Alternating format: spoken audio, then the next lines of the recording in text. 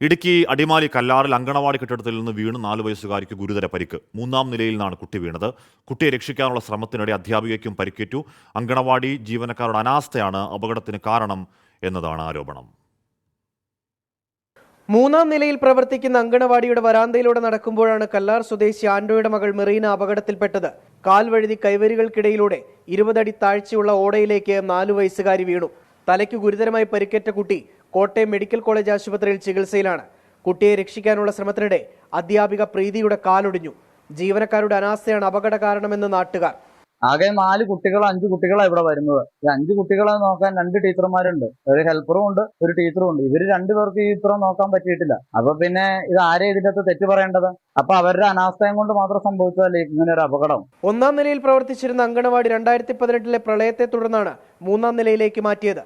സുരക്ഷിതമായ കൈവരികൾ സ്ഥാപിച്ചിരുന്നെങ്കിൽ അപകടം ഒഴിവാക്കാമായിരുന്നു. 24 ഇടുക്കി.